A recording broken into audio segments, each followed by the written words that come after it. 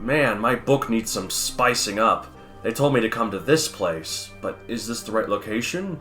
This hut looks a little too spirally. Oh well, here goes nothing. Ah, welcome, Matthew Donald Hall, son of Donald Ray Hall Jr., author of 3 self-published books with the 4th on the way. I have many names, child, but most call me Kristalina, the Calamitous. What brings you to my enchanted and overgrown forest? This isn't a forest. This is right by a parking garage on 11th. Oh, the woods of skyscrapers and the branches of streets are just as foresty as any non-urban jungle. Plus, I can afford what I can afford, kid. Right. Hey, didn't you work at the Ritwit theme park before? Ah, it was 3,000 generations ago I worked at the theme park. It was last week! But they told me to look elsewhere for monetary compensation due to my workshop of wonders, accidentally selling someone Foxglove Potion, one that, let's say, took their life in another direction. So I now reside here in my twisty and spirally hut in the enchanted urban forest. Okay. Did you want a Foxglove Potion? No, I'm good. I don't feel that poorly about my writing. Ah, but something in your written word troubles you, Mr. Donald, does it not? Is that why you are here? I have no idea why I'm here. I'm only slightly terrified at this point. Oh ho, you haven't seen anything yet?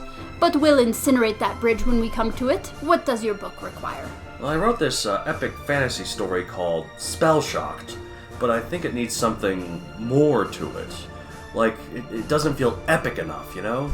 Ah, may I take a quick peek at this manuscript of yours? Sure, here you go, and... Ah, that was an adventurous and gripping fantasy epic, child. I particularly like the climax with the dragons that shoot lasers from their mouths. Wait, you read it already? Oh, wait, you're magic. Never mind. So, can you help me or not? I don't see what the problem is, my slimy Nagamorph friend. This is delightfully quaint. First off, Nagamorphs are bunnies. And second off, that's the problem. I don't want it to be quaint. I want it to be epic. Such a typical human man, always seeking unnecessary enlargement. Oh, if you insist, give me your spell-shocked manuscript, son of Donald. Okay. Swibbly, swabbly, gobbly, gluff, raven's eye and teddy bear fluff. Cockatiel feathers and old cowboy leathers, lawyers' briefcases, and dandelion faces. Every moment I regret this further. Dibbly dabbly dudley fix this delightfully quaint fantasy book. Aha! It is finished, O regretful one. How did you hear? Never mind, magic. Now, thanks to my unproprietous magic, your book Spell Shocked has become Spells of the Undying Shocked Lands of the Epic of Gilgamesh. Whoa. And the word count has redoublified from 50,000 to 500 million, and the plot lines and characters have expanded tremendously. Whoa, there's more characters in the story than the Japanese alphabet. Thanks, Kristalina. No problem, daughter of Barbara. Tell your friends to come visit me. I could use more ingredients for my potions. That's okay. Bye. Wait, what happened to the street? This door just leads to your shop again. That's right. You can never leave. Ever! You are my prisoner for eternity! JK, there's the parking lot again. You can go now. Okay. I'm not gonna sleep for a week. This manuscript is so heavy now. Welcome, fellow nerds, to another episode of The Ritwit, the show that you only listen to when you got absolutely nothing to do. Even then we bore you to tears, don't we? Sometimes. I quite enjoy it. Oh, well, thanks. Sometimes some people find us interesting. We got a selective audience. So, it's kind of funny. So, there's a bit of a history to this episode. First off, we recorded this on our own beforehand. Then there was a technical issue. We had to record it again. But before we did that, I mentioned in the last episode that we did, the proper treatment of grief, that I previously recorded an episode with you. But it turns out that's the one we lost, so... These things do happen. So, now we are recording this after that one, so... Here we are, people. It's a mess, even though it ends up being linear, in a way. That all these episodes are recorded one after another, but I keep saying that it's not, so I don't know. Nah. Anyways. We do what we have to. Alright, so yes. I'm Matt Donald, and this is, of course, recurring guest co-host Christina Eilert. I'm breaking the rules of the names. Yeah. Oh, yeah, that's right. Well, Yeah, we could call you Lee, I guess. It's just, nobody calls me Christina Lee. It's just that stereotypical, like, you're in trouble by your parents thing. Christina Lee Eilert. Like, yeah, I get that. But how are you today? Doing pretty well. How about yourself? Pretty good. We had a big week last week. We went to a theme park. We did. It was a lot of fun. Yes, I rode every roller coaster. You did. We were impressed. I've never done that before. Admittedly, I had my eyes closed throughout the entirety of the last one, but... But you did it. I did. And that's what matters. Yeah. Sometimes we do things that kind of freak us out, but as long as you do it anyway, that's what really matters. Yeah, I just feel so good now. I could climb a mountain. I mean, we're not going to. I'm not. No, why would I? Who are we kidding? We're not that fit of people. I mean, you probably more so than I am. I just look at it. It's like the wolf in sheep's clothing. It's the fat girl and the skinny girl's clothing. Oh, I'm just a fat girl in a fat girl's clothing. Okay, so as we mentioned in the last episode, Matt Seibert is going to be taking a bit of a break because he's got stuff to take care of in light of his father's tragic passing. So we're going to do part 2 of our our set of why is blank so hard to write. But then after this, Christine and I are going to do, I think, 1 or 2 new ones. And then after that, Matt Seibert comes back, or Matt David comes back, I should say. And then we'll go back to the rest of the set. So, which will be wonderful. Yes. It's always nice to get back into the swing of things after all this cluster F. I mean, as much as I love to be the guest co-host, right. I do love Matt, and right. We'd love to see him come back. Yes, exactly. Yeah, he's doing okay. We're all kind of coping, but it's been a good couple of weeks. Bad couple of weeks, but it's been a good last week for us to cope with it. We've done a lot of refreshing stuff. Like we went to a baseball game. That was nice. What are you smiling about? Oh, I'm just glad that you're doing stuff and everybody gets to see him, even though it's under terrible, terrible circumstances. Yeah, it's exactly. good to see a good friend. He's leaving soon. He's leaving on Tuesday, as a heads up. Oh, well, good to know. Okay. Not that matters to the listeners because it's going to be premiered on Wednesday. But he will already be departed. Not yes. that way, but... Yeah, hopefully not that way. Yes. Okay. Safe travels to Matt. Anyways, alright, so next up on our set that we had... Hello. Hi, dog. I might leave this in. We do have the pets in this house. Yes, we do. Hi, Henry. This is our black lab. Well, I shouldn't say our. I feel like he's mine. He's also not really a black lab either, so none of that was right. No. Black lab mix? He's like a mutt with some black lab, some shepherd, some healer. He's just adorable. He's very adorable. He's got great ears. He's like a good size. Anyways, so this time we're talking about romance. Fitting that we have a man and a woman. I mean, we have never been romantically involved. Nope, but you are married. Just to satisfy that, listener's question: have Matt and Christine ever been romantically involved? Nope. I think we had a crush on each other when we were younger. At different times, but that's okay. You have a very wonderful husband. And I can't imagine you with anyone else, least of all me. So, but that's okay. All right. So we're talking about romance, and since, like I said, you are married, you have some expertise. At least maybe more so than me. I don't know if I'm a romantical person, but I mean, we've all got some, except for aromantic people, I guess. There's actually the whole term of it. But anyway, so we're talking about romance. It's very difficult to write. It's often can be very cheesy. It can be very cringeworthy. Yeah.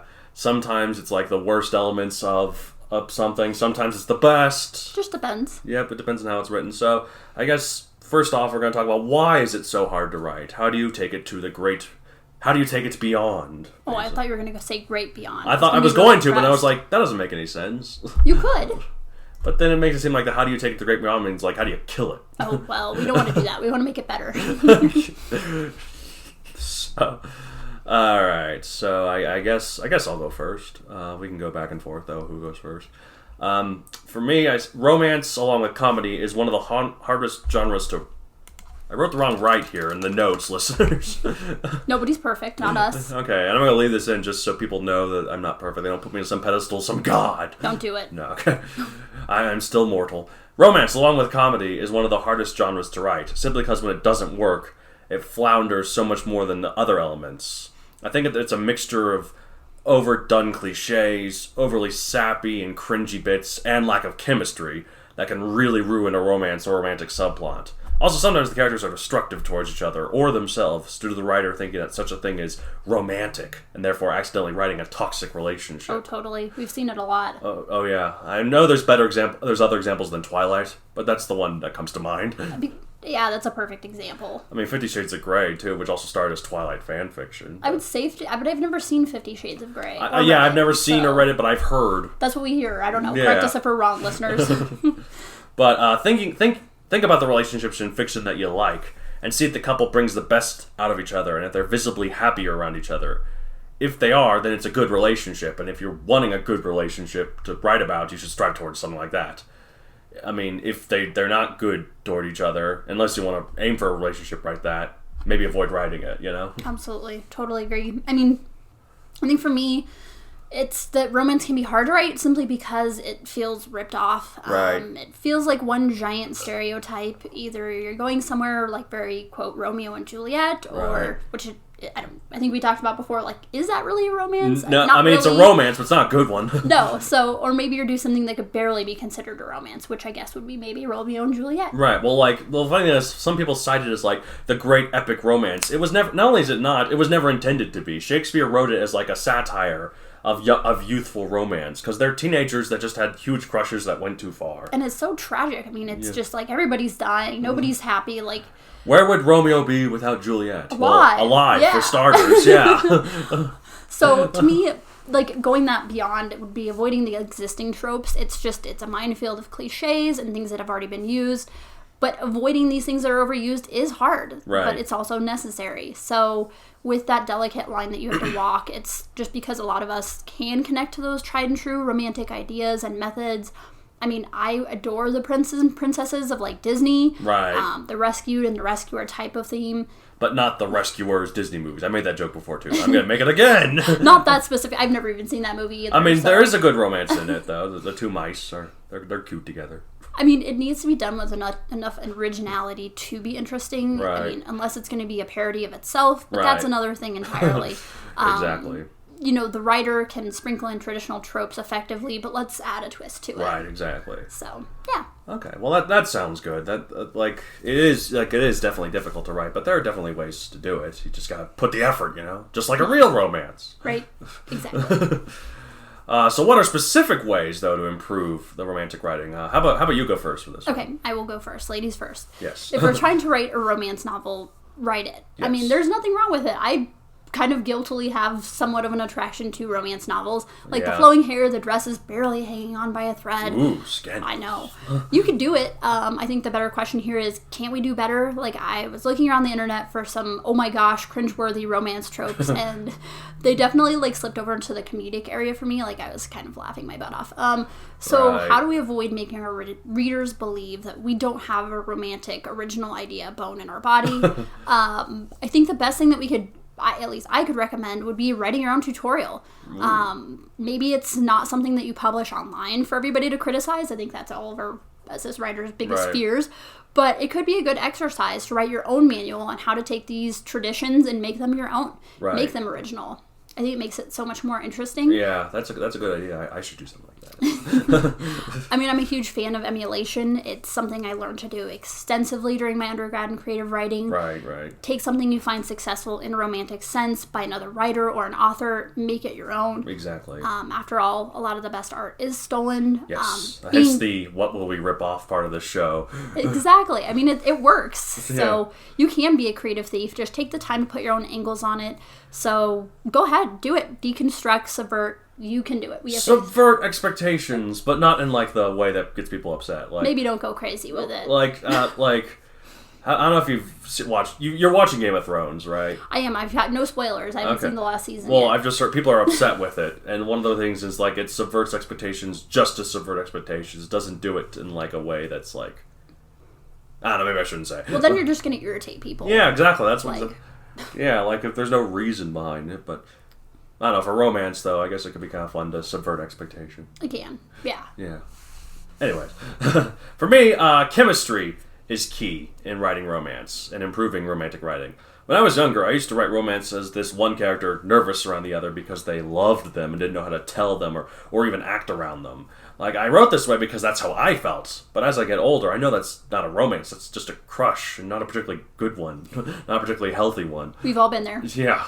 Like, chemistry is when two people are genuinely and visibly happier around each other, laughing at each other's jokes, smiling and staring at each other when the other isn't looking, and bringing the best out of each other. I saw this, what was this meme, I guess? Or it was like a Reddit post with an image, a Reddit conversation, and it had like, it was that part in Tangled when Rapunzel's looking up towards the lights before they come in, and Flynn is just looking lovingly at her. And then one of the comments was, I long for a guy. Why do guys not look at me the way that Flynn looks at Rapunzel? And then someone pointed out, because when they do, you're not looking like Rapunzel.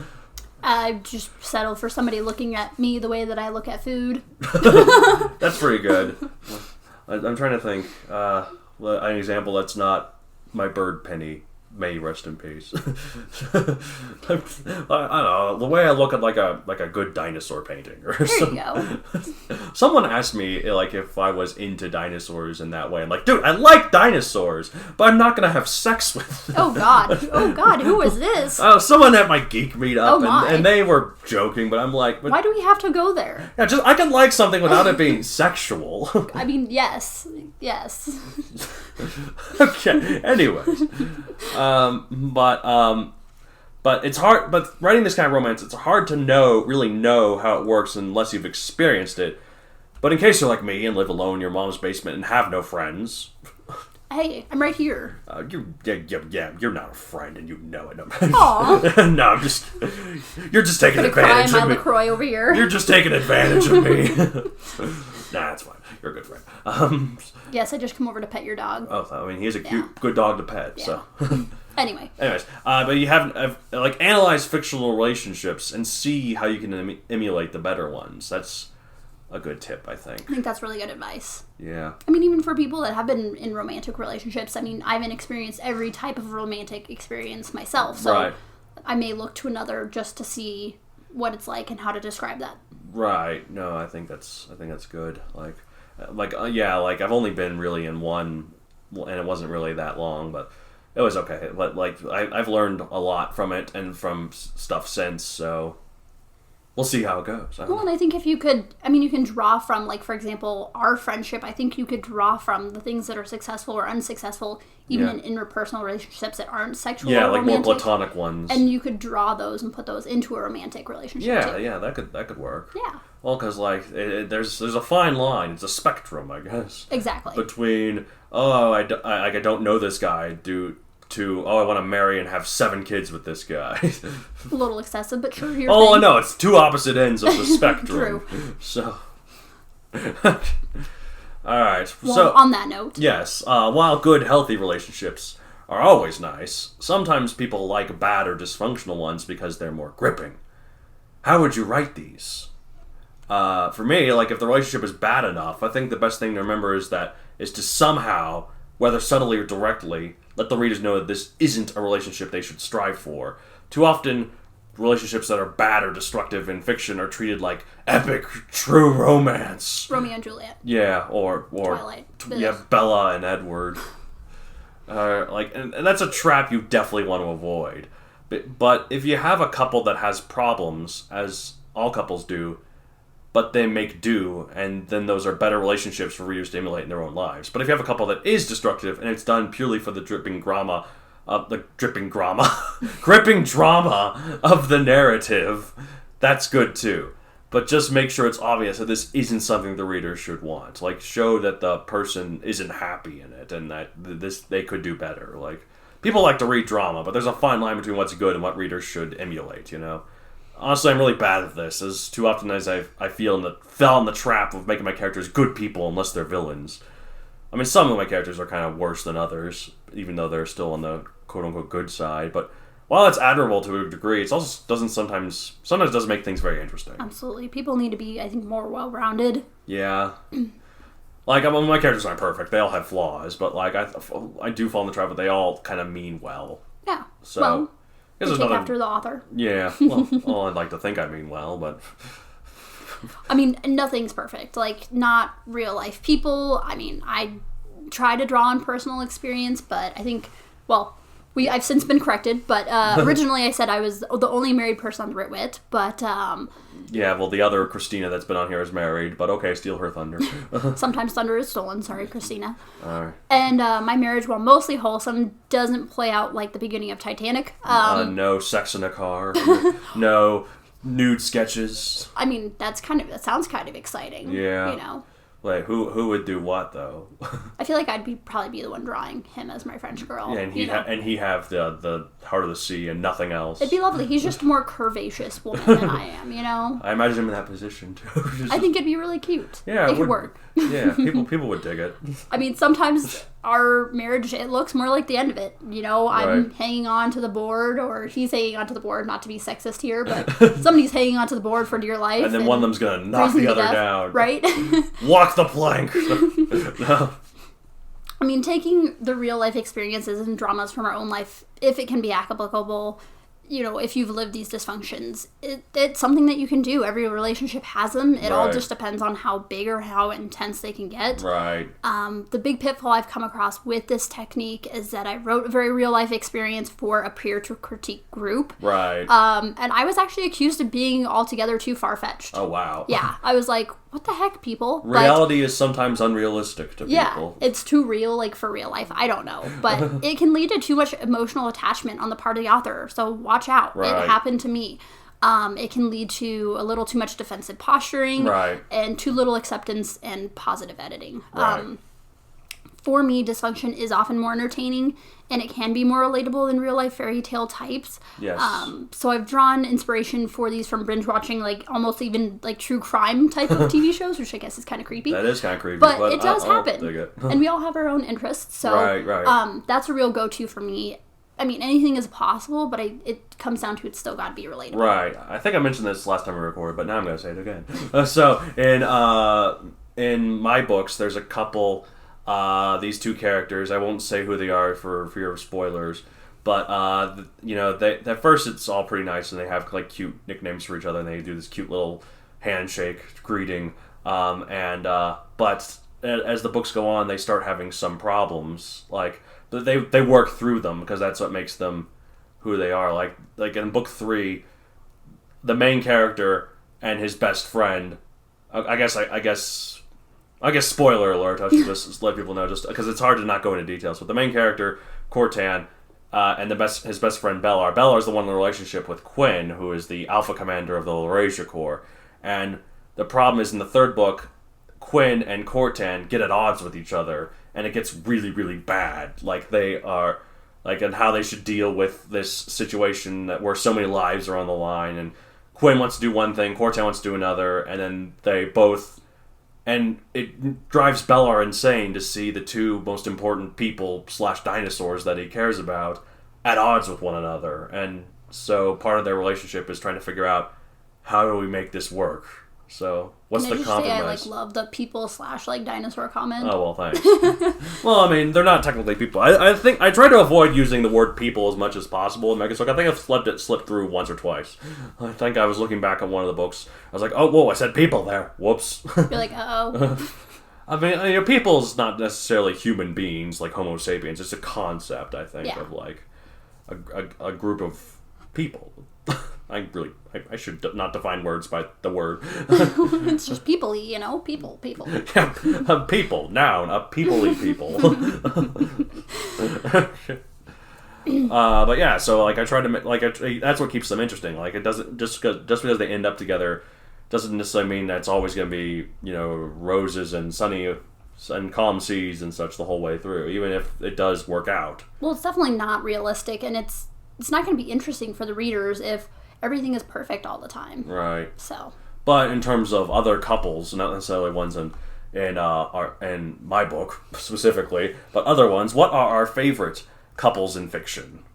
I got a text. Never mind. I'm leaving this in. I'm not leaving this in. We'll find out. Anyway. We'll find out later. All right. So since I went first, last one, you go first. What are your favorite couples? Who are your favorite couples? So, all right. This is the part where famous podcast star, such as myself, dramatic pause for laughter here. Yeah. Well, I like to think it's more like, ooh, yeah. It's like I like that too. You are famous. Yeah. We can clap too, I get a little less humble and a little more snobby fangirl. Okay. So, fair warning. I have been reading the Outlander series since way before it became famous, and I just adore Jamie and Claire. Right. I think I'm allowed to curse on the show a little bit. A little bit. Anything that's on a Friends episode is fine. Yes, been through some serious butt together and come through it. Serious butt. Time travel, murder, cross-continental hijinks. It's a couple I can follow through all kinds of nonsense. But in all truth, Gabaldon really makes it seem like these characters going through is totally plausible. Right. I think that makes their romance even stronger for me is just the fact that I've fallen in love with both of the people exclusively, if not romantically. Like, I love both of the characters. They're great people. And so it's always nice to see them together. Yeah. And like you said, they make each other better, even though they've gone through some betrayals. They've come through it. Right. I don't know. I could go on forever. But, I mean, I'm a huge fan of them, and I have a huge crush on Jamie.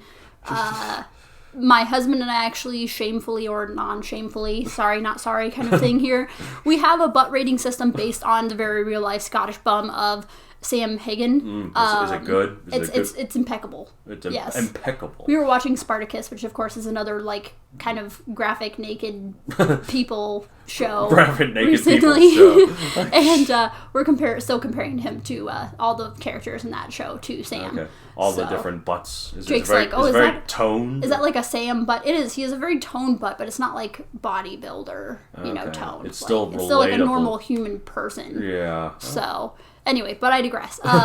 The perseverance and sheer amount of love that these two people have, even in the smallest moments that these characters show, it makes me swoon. Oh, that's nice.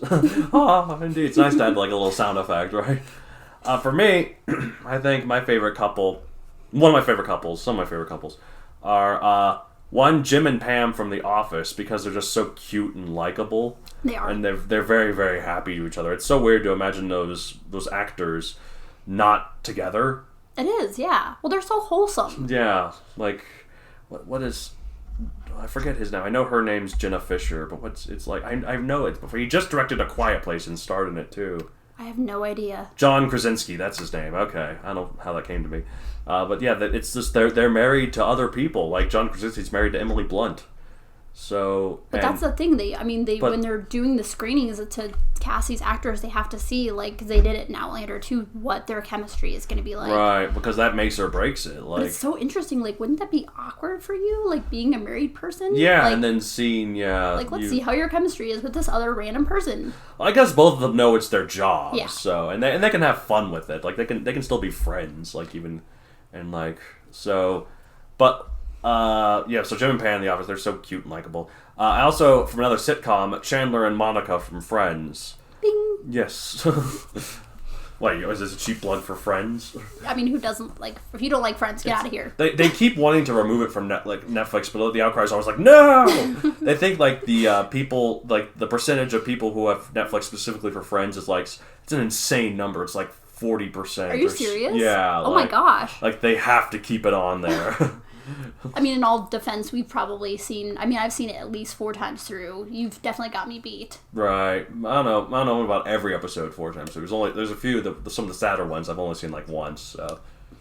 But Chandler and Monica are a great example of a couple in a sitcom that doesn't have the constant will they or won't they shtick, and it's still interesting. Like, they get together, they have some issues, but they stay together throughout the entire thing.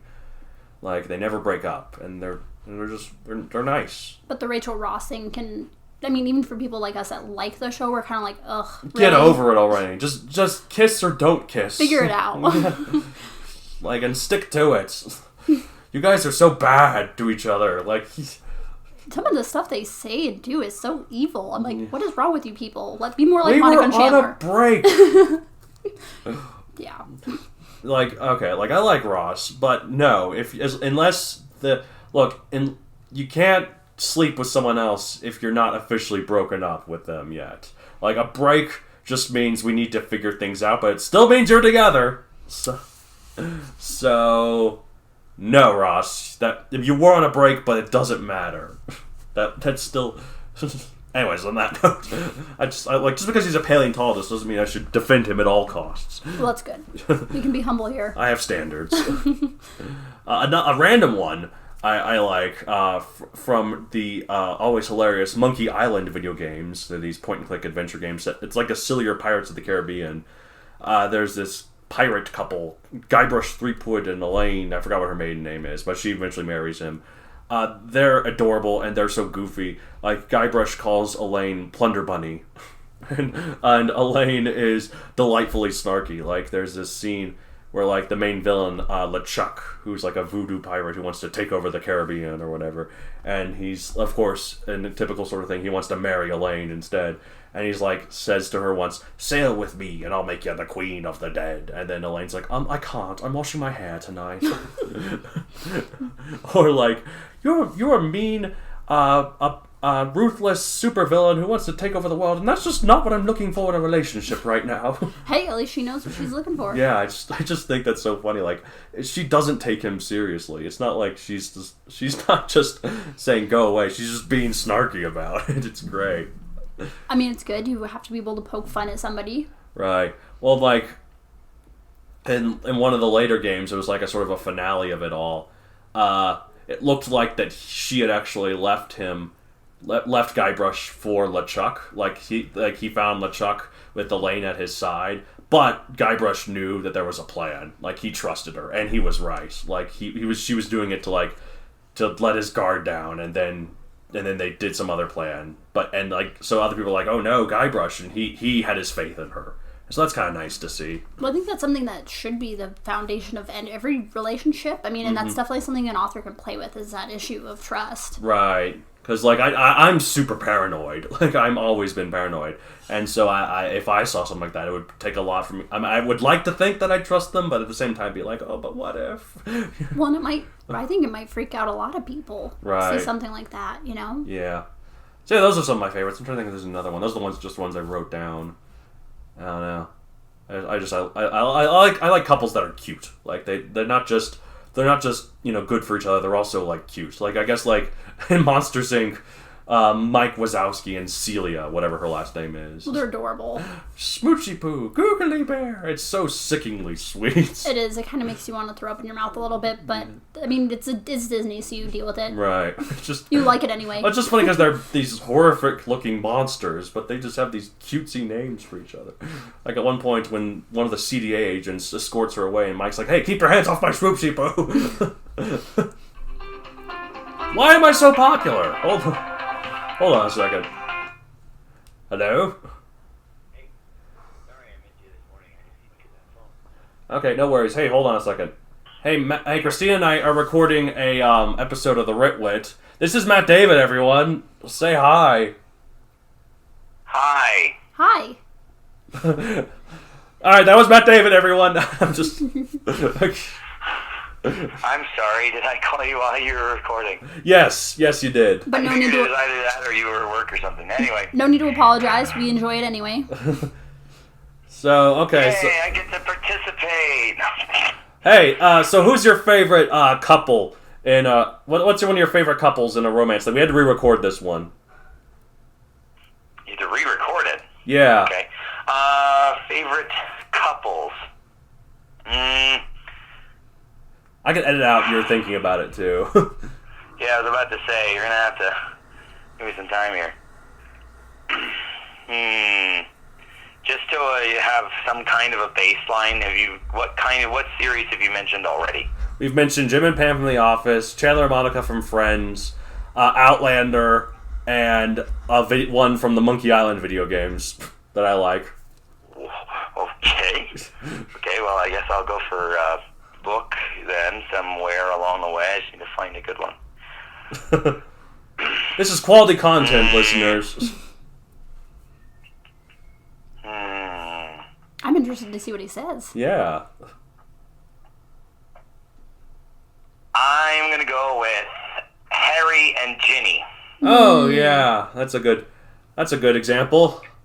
It starts off. I was thinking about Ron and Hermione, but we found out that J.K. Rowling originally was going to put Harry and Hermione together, which honestly makes a bit more sense. And yet, because the way she ended up doing it, they were all one big happy family. Right. Well, but no, that couple and their relationship and how it evolves as Harry, meets her, and she's absolutely unable to speak at his presence, and then eventually they end up getting married. Well, it starts off as a typical teenage crush where they get nervous around each other and they're unable to speak, but then as they mature, it gets better. And then later on, when he realizes that he does have that affection for her, he gets jealous about her other boyfriends, which is totally a natural thing. Especially for teenagers, frankly, I don't know if we see that enough in main protagonist characters. So, controversial. I'll go with that. Controversial take here. While I don't think Harry and Hermione work together just because they're too close, sibling wise, I don't buy Ron and Hermione either. What? I really like them. I just don't. I don't think that. I think they're too different. Well, I kind of like to see the underdog guy get the goal. I'm with Donald on this one. Honestly, it's one of those things that you think they probably wouldn't stay together for too long, except for the neat parallels that it presents. Right. That, both of the other main characters marry into the Weasley family. That. Ron and Hermione, I think she kind of went back on her original plan just to make it have a neat ending, but I think later on, somewhere, maybe it was Pottermore or something, that she said Hermione probably would divorce Ron at some point. well, knowing her, she'll say on Twitter whether or not that happened or not. No, I think she literally did. No, I know, but what? Somebody asked about would Ron and Hermione really stay together, and I think that was her response to it. Okay. I don't recall. You'd have to look it up. Well, I know, but I'm saying she'll say go ahead and do that. She'll say definitively, on this day, Ron and Hermione filled out the divorce paper. When exactly the divorce filings went through, right? And who gets custody of which kid? Because they each. Well, and the other argument is that because they did have children, that maybe their relationship was kind of repaired. I mean, I can't speak to too many real-life examples, but I do know that parents typically try to pull things together for their kids, unless it's absolutely untenable. Right, right. Well, then I guess they're good enough friends. They'll probably work it out then. Yeah, hopefully. One big happy Weasley family. Yep. Yep. Anyways, that was Matt David, everybody. So, okay, so... And segue. So, how do I segue from that to this? Very carefully. Okay. Oh no, I got it. So that was Matt. He just got a hold of us. If you listeners would like to get a hold of us, you can contact us at Matt D. Maybe. Oh wait, I'm gonna ruin it because I'm should I say? Is there anything else we need to talk about romance? Well, I don't know. I think we pretty well summed it up. Yeah. We've talked about everything there possibly is to know about romance. Everything. We've comprehensive. Got this all figured out. People spend thousands of years trying to define what romance is. They just need to pull up this podcast and just give it a listen. We've got it, listeners. We've totally got it. But yeah, so if you want to... So, okay, I'm going to put this back in. So, Matt David there just contacted us. If you would like to contact us, listeners, hopefully not by phone... Yeah, that could be a little awkward. I'd be wondering how you got my phone number. Yeah, I'm slightly exactly. creeped out. Contact us at Matt's D with 2 T's at MatthewDonaldCreator.com for any general questions to either co-host. I guess, you can contact Christina through that too if you want, if you have anything. Yeah, nobody's ever contacted me from there before, well, so you totally should. Yeah. So, I feel left out. Come on, listeners. Come on, people. She's nice. She doesn't bite much. So, but yeah, if you want to follow me personally, you can follow me at MatthewDonCreator on Facebook, at MatthewDon64 on Twitter, and MatthewDon64 on Instagram. Why 64? Because I'm a mysterious man with an unmemorable past and inevitably bleak future, but my present is totally straightforward. And you can find me on Facebook with Christina Eilert. I think there's only 2 of us. The other one's in Germany. Ooh. Don't try to add her. I tried to add her. She did not appreciate it. She's mean. So okay. I don't know of her personal character, but I don't think she's going to add you. Okay. Well. And you can actually find me on Instagram. I don't remember my Instagram account. It's like Beetle something. Super Beetle, the Super Beetle Lover, or something of that sort. And, Let me find you out. mean the car, right? Yes, you don't Super mean... Beetle Lover with 2 E's, TLE Lover. Nice. Yep, not the animal, the car. Yeah, the animal's a little gross. That would be kind of creepy. Yeah. Well, if you loved Beatles, You could. You could be an entomologist. I could, but I'm not. Mm-hmm. So. Like Creepy Crawley like Dr. Crawley from Big Bang Theory. You could. What was it? Like, what? You're trying to measure... I haven't even packed yet. And you're trying to measure my lab for one of your godless laser machines. In case you wondered if we like Big Bang Theory or not. We do. We do. Okay, so anyway, that's it for romance. I'm Matt Donald. I was about to say Matt David there. And I'm Christina Eilert. Thank you for listening. Yes, have a great day. The Read